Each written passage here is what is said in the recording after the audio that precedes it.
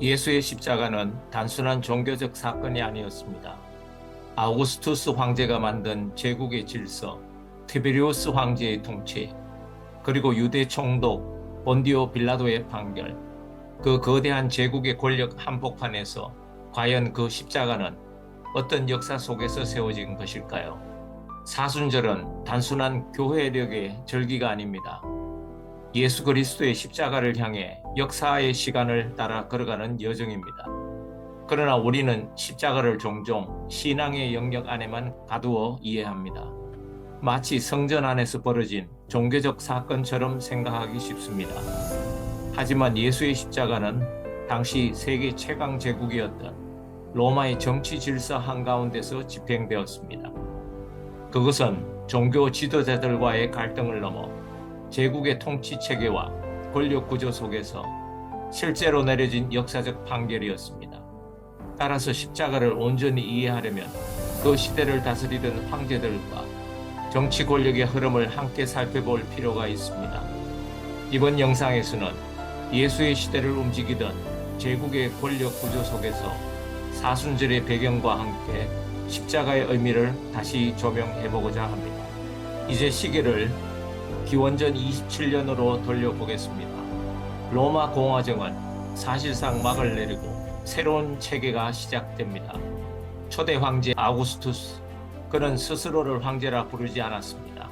프린캡스, 즉 제1시민이라 불렸습니다.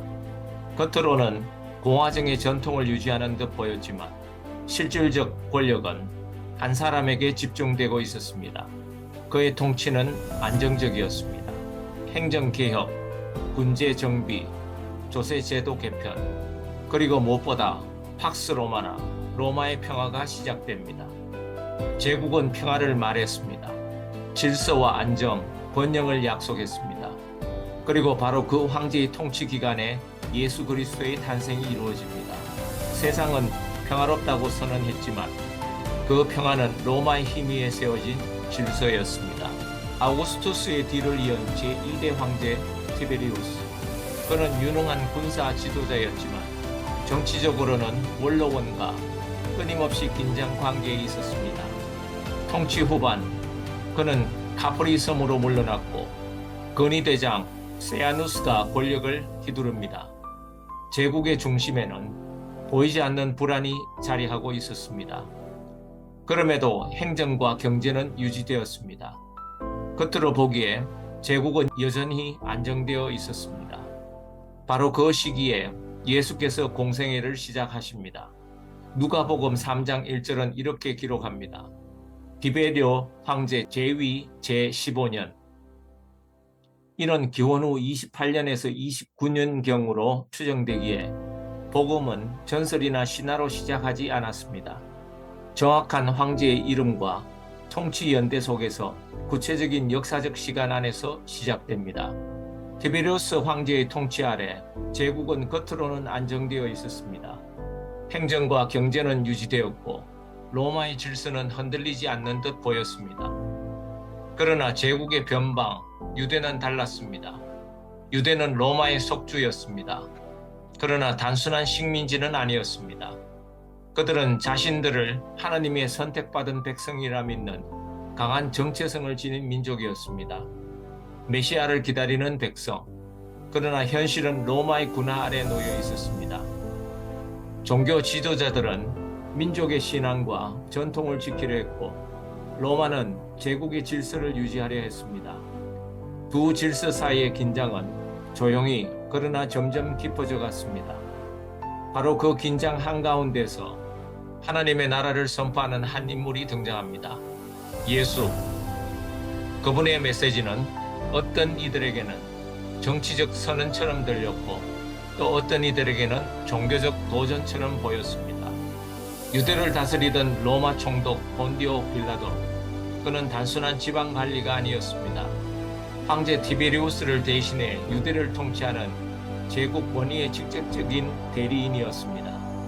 유대는 이미 여러 차례 소요와 반란의 조짐을 보였던 땅이었습니다.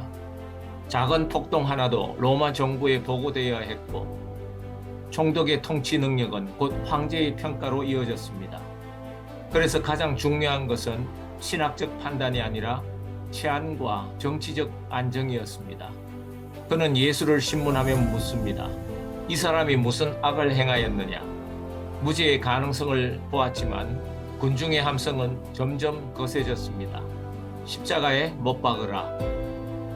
그 순간 빌라도의 계산은 분명했습니다. 한 사람을 내어주는 것이 폭동을 감수하는 것보다 안전했습니다.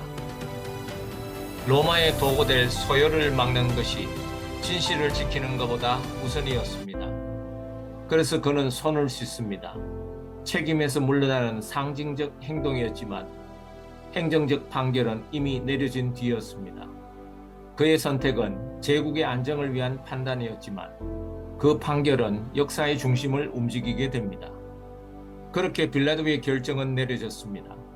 제국의 질서를 지키기 위한 행정적 판단이었습니다. 폭동을 막기 위한 선택이었고 황제에게 보고될 문제를 최소화하기 위한 계산이었습니다. 그리고 그 판결의 결과가 바로 십자가였습니다. 십자가는 로마 제국의 처형 도구였습니다. 반역자에게 내리는 형벌, 공공의 질서를 위협하는 자에게 가해지는 공개 경고였습니다. 로마는 그렇게 질서를 유지한다고 믿었습니다. 그러나 그날 골고다에서 그 형틀은 전혀 다른 의미를 갖게 됩니다.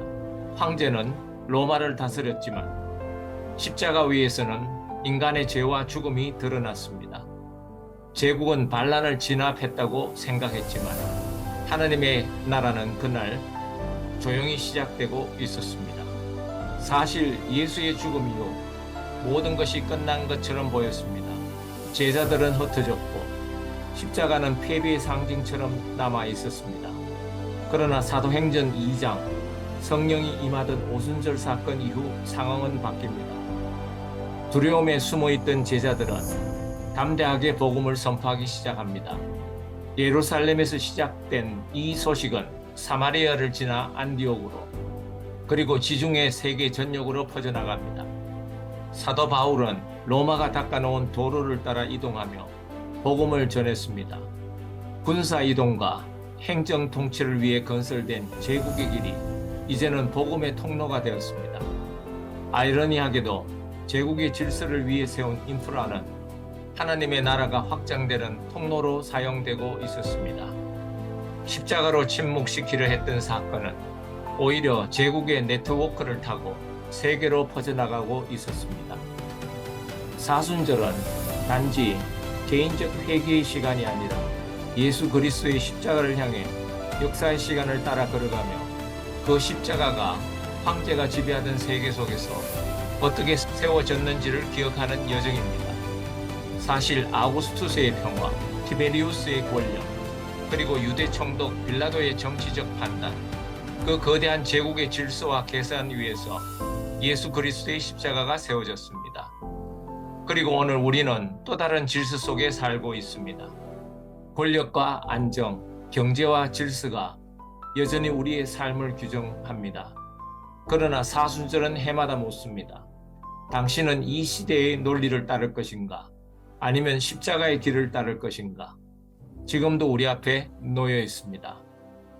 부다케이였습니다.